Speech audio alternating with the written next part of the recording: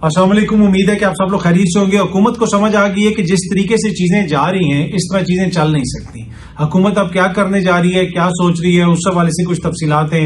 इमरान खान साहब एक और मुकदमे से बरी हो गए और बजट के हवाले से किसी ने इत्मीनान का इजहार किया है, किसने, उस हवाले से भी कुछ तफसीलात हैं, वो भी आपसे शेयर करूंगा। लेकिन पहली खबर ये सब में आप देख सकते हैं कि एजेंसियों की हरासानी के खिलाफ जज का खत IG Punjab Lahore high court में पेश। आज लाहौर हाई कोर्ट के अंदर चीफ जस्टिस साहब, जो लाहौर हाई कोर्ट के चीफ जस्टिस हैं, जिनको तरक्की दे के सुप्रीम कोर्ट में नामजद कर दिया गया, आप देखते हैं कि वो कब जाते हैं। उन्होंने जनाब समाअत वगैरह की वहां पे और आईजी साहब से बड़े सख्त सवालात किए। उन्होंने कहा कि कैसे हो सकता है कि आपने एक जज को काम से रोका, उस अदालत को घेर लिया। उन्होंने कहा जी वहां पे कुछ सिक्योरिटी थ्रेट्स वगैरह थी। उसी मामले के दौरान आपको याद होगा कि उमर अयूब साहब और डॉक्टर बाबर अवान साहब जो हैं वो गए थे सरगोदा, वहां पे उनका मुकदमा था इंसदादे दहशतगर्दी के। जो जज साहब हैं उनकी अदालत के अंदर, तो उनको अंदर नहीं घुसने दिया गया था। उसके ऊपर सुप्रीम कोर्ट की जो बार एसोसिएशन है उसने भी कंडेम किया है, उसको मजम्मत की है। उन्होंने कहा कि ये नहीं हो सकता कि जनाब इतने सीनियर लॉयर को आपने इस तरह रोका। डॉक्टर बाबर अवान साहब को अदालत में घुसने से रोका। उन्होंने भी, जिसको SCBA कहते हैं, सुप्रीम कोर्ट बार एसोसिएशन, उसने भी इसके ऊपर मजम्मत की है। और उसके साथ साथ जिस तरह मैं आपको बता रहा हूं कि ये सारा मामला लाहौर हाई कोर्ट के अंदर भी चल रहा है। जज साहब ने खत लिखा लाहौर हाई कोर्ट को, आपने बहुत सारी तफसीलात मीडिया में देखी होंगी, सोशल मीडिया पे सुनी होंगी कि जनाब उन्होंने कहा कि एजेंसियों के लोग उनको हरासा कर रहे हैं, उनसे कोई मिलने आना चाहता था, मुकदमात के ऊपर असरअंदाज होने की कोशिश है। 9 मई के जो मुकदमात हैं ये वो सारा मामला है। और आज फिर लाहौर हाई कोर्ट के अंदर जब इसकी समाअत हुई तो वहां पे जज साहब ने पूछा कि जनाब क्यों लोगों को अंदर जाने से रोका गया, क्यों जनाब ये सब कुछ हो रहा है, क्यों नहीं लोगों को पकड़ा गया। अदालत के बाहर कहीं फायरिंग हुई, उन जज साहब के खानदान के लोगों को हरासा करने की कोशिश की। ये उसी तरह के इल्जाम हैं जिस तरह के इस्लामाबाद हाई कोर्ट के जज साहिबान ने लगाए थे और काजी साहब ने वो सारा मुकदमा उनके सामने है सुना था। बाकी दीगर जो जुडिशरी है उनसे भी कमेंट्स मंगवाए गए थे, वहां से भी बहुत सारी चीजें सामने आई थी। अब देखते हैं कि क्या सुप्रीम कोर्ट भी इसके ऊपर दोबारा जो अगली समाअत होगी उसके अंदर इस चीज को शामिल करेंगे या वो समाअत को जल्दी करते हैं या कोई समोटो लेते हैं, आई डोंट नो। लेकिन इस वक्त लाहौर हाई कोर्ट के अंदर जो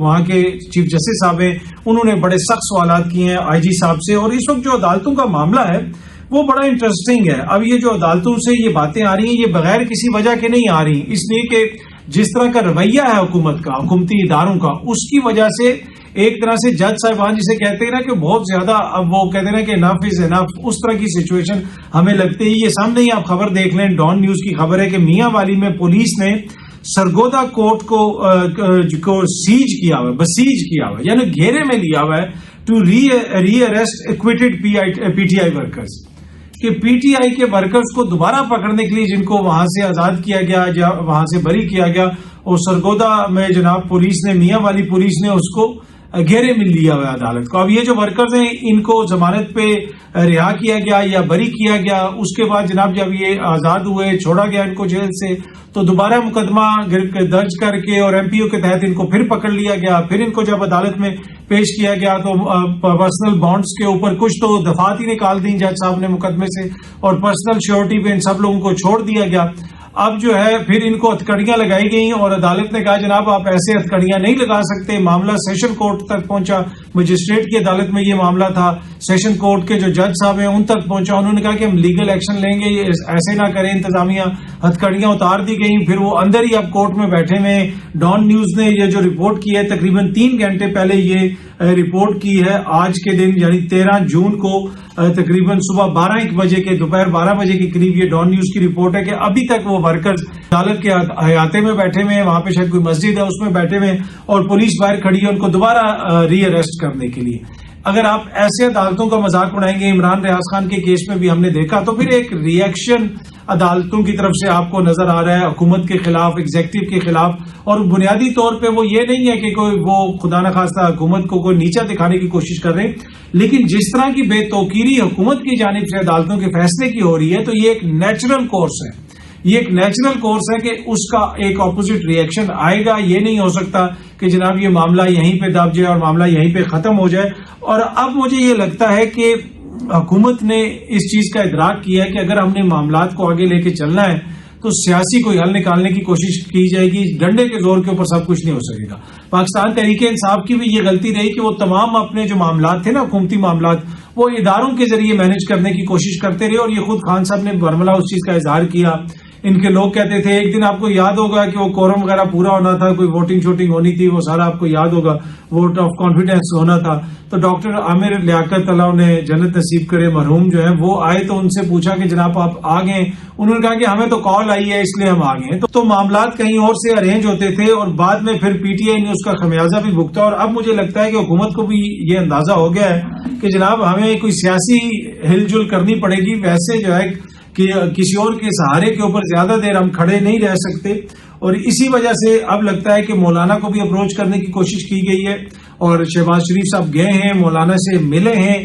اب کیا وہ مولانا دوبارہ حکومت میں شامل ہو جائیں گے؟ حکومت میں شامل کرنے کی تو اوپن آفر ہے نا جی, ہر کسی کو آئیں حکومت میں شامل ہو جائیں. اب یہ مولانا کا بھی ٹیسٹ ہے کہ پچھلے دنوں وہ آپ کو پتا ہے تحریک انصاف سے بھی بات چیت کرتے رہے, اس حکومت کے حوالے سے, اس اسمبلی کے حوالے سے جو کچھ وہ کہتے رہے وہ سب کچھ ریکارڈ پہ ہے. لیکن حکومت کو یہ لگتا ہے کہ سیاسی پریشر بہت زیادہ بڑھ رہا ہے, اور ہمارا سروائیول اسی طرح ہے کہ ہمیں ان سب لوگوں کو انگیج کرنا پڑے گا, مولانا کو اپنے ساتھ ملانا پڑے گا. اگر اس موقع کے اوپر کوئی تحریک وغیرہ چل پڑی تو بڑی مشکل ہو جائے گی حکومت کے لیے. بجٹ کے بعد بہت زیادہ تنقید ہو رہی ہے, ہر کوئی کہہ رہا ہے جناب یہ سیلریڈ جو کلاس ہے ان کا ٹیکس بڑھا دیا گیا, یہاں پہ مہنگائی ہوگی, وہاں پہ مہنگائی ہوگی. عمران خان تو پہلے ہی جیل میں بیٹھے ہوئے کہہ رہے ہیں کہ جون جولائی کے بعد اس حکومت کے لیے چلنا ممکن نہیں ہو پائے گا. جس قسم کی مہنگائی ہوگی, اگر احتجاج ہوا, لوگ باہر نکلے, اس میں مولانا کی جماعت کا بڑا کلیدی کردار ہو سکتا ہے. تو اس وجہ سے کیا پریمپٹ کر کے حکومت جو ہے مولانا سے رابطے کر رہی ہے, مولانا کو اپنی طرف کرنا چاہتی ہے. پر جہاں پہ بجٹ کے حوالے سے پاکستان کی عوام, پاکستان کے بہت سارے جو معیشت کے ماہرین ہیں وہ تحفظات کا اظہار کر رہے ہیں, حکومت جو ہے اس کے اوپر تسلی کا اظہار کر رہی ہے. بہت سارے حکومتی شخصیات حکومت اس بجٹ کی جو ہے تعریفیں کر رہے ہیں. لیکن بڑی خبر یہ ہے کہ یہ وہ بجٹ جس کے اوپر عوام کو تحفظات ہیں, بہت سارے لوگوں کو تحفظات ہیں, پاکستانیوں کو تحفظات ہیں. آئی ایم ایف نے نئے مالی سال کے بجٹ پر اظہار اطمینان کیا ہے. یہ خبر ہے, یہ سامنے آپ پڑھ کے میں بھی آپ کو دوبارہ بھی سنا دیتا ہوں. آئی ایم ایف کا نئے مالی سال کے بجٹ پر اظہار اطمینان. تو آئی ایم ایف بڑا ہی مطمئن ہے. تو یہ ایک اچھی خبر ہے کہ جہاں پہ بہت سارے لوگ مطمئن نہیں ہیں پاکستان میں, آئی ایم ایف بھی حکومت کی طرح مطمئن ہے. تو بجٹ پہ دو ہی جو ہے پارٹیاں اس وقت مطمئن ہیں, یہ بڑے ہی مطمئن ہیں. ایک حکومت بڑی مطمئن ہے, دوسرے بجٹ کے اوپر آئی ایم ایف والے بڑے مطمئن ہیں. تو اب دیکھتے ہیں جناب اس بجٹ کا آگے جا کے کیا ہوتا ہے. جو اس کے حوالے سے خدشات کا اظہار کیا جا رہا ہے, ویسے خدشات وہ ایک ریالٹی بنتے ہیں یا نہیں بنتے, یا پھر جس طرح کی توقعات کا اظہار کیا جا رہا ہے حکومت کی طرف سے کہ اس کے نتیجے میں اکانومی میں بہتری آئے گی, تو وہ ہوتا ہے کیا ہوتا ہے اگلے چند مہینوں کے دوران چیزیں جو ہیں وہ کلیئر ہو جائیں گی. جی, عمران خان صاحب I-9 اسلام آباد میں جو مقدمہ تھا اس سے باعزت بری ہو گئے ہیں. اس کے ساتھ ساتھ شیخ رشید صاحب بھی باعزت بری ہو گئے ہیں, شاہ محمود قریشی صاحب بھی بری ہو گئے ہیں. جب بھی یہ مقدمات عدالتوں میں چلیں گے, ریکارڈ پیش کیا جائے گا, لوگ بری ہوتے جائیں گے کیونکہ ٹھوس شواہد موجود نہیں ہیں. آلدو کہ حکومت بار بار کہتی ہے کہ ہمارے پاس ہر قسم کے شواہد ہیں, تو بھائی پیش کریں, سزائیں دلوائیں. جس طرح میں نے آپ کو بتایا کہ میاں والی میں لوگوں کو پکڑا ہوا تھا, وہ بھی چھٹ گئے اس لیے کہ شواہد کوئی نہیں ہے. دیگر آپ نے دیکھا کہ عالیہ حمزہ ہو جائیں, صنم جاوید صاحبہ ہو جائیں, ان کے ساتھ بھی بار بار یہی ہو رہا ہے, شواہد ہے نہیں ہے, پر کبھی ان کو ایک جگہ پہ لے کے جا رہے ہیں, کبھی ان کو دوسری جگہ پہ لے کے جا رہے ہیں. اور آج بھی ان کو گاڑی میں غالباً گھماتے پھر آتے رہے کہ کوئی ان کی وائس کا فرانزک کروانا ہے. گرمی میں ان کی گاڑی کھڑی کی گئی, یہ ان کی فیملی بار بار الزامات لگا رہی ہے کہ ان کو تنگ کیا جا رہا ہے. بیسکلی ایک طرح سے ان کی ول کو توڑنے کی کوشش کی جا رہی ہے. پر جو یہ مقدمات چلتے جا رہے ہیں, عدالتوں کے سامنے چیزیں آ رہی ہیں, تو وہاں سے لوگوں کو ایک طرح سے لوگ بری ہو رہے ہیں کیونکہ مقدمات وہاں پہ حکومت ثابت کرنے میں مکمل طور پہ ناکام ہو رہی ہے.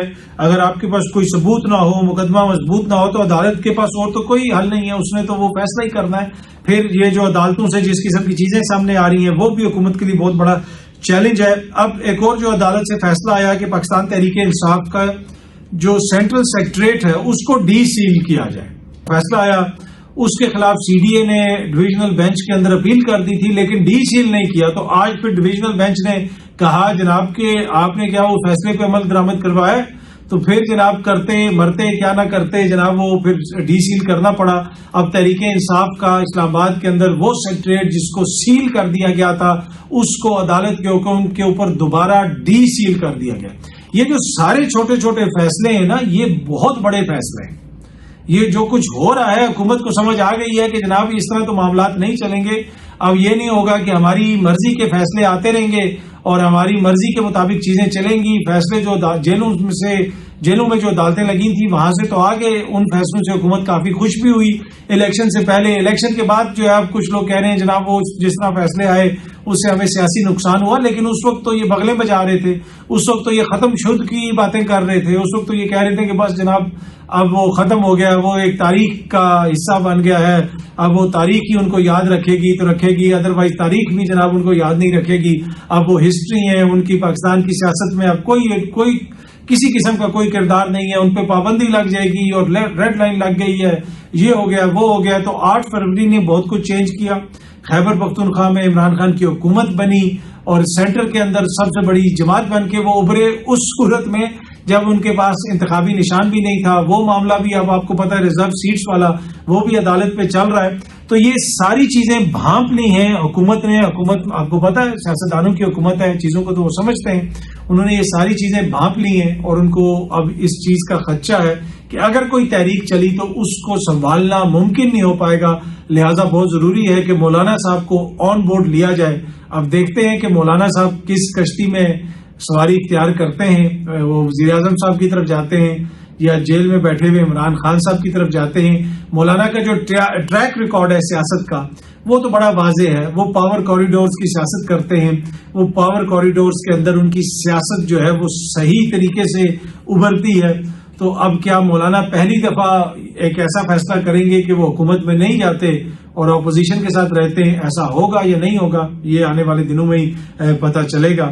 پر اس حوالے سے جو بھی مزید تفصیلات آئیں گی ہماری کوشش ہوگی کہ آپ کو بھی اپ ٹو ڈیٹ رکھا جائے. بہت جلدی آپ سب دوستوں سے دوبارہ ملاقات ہوگی. Thank you very much.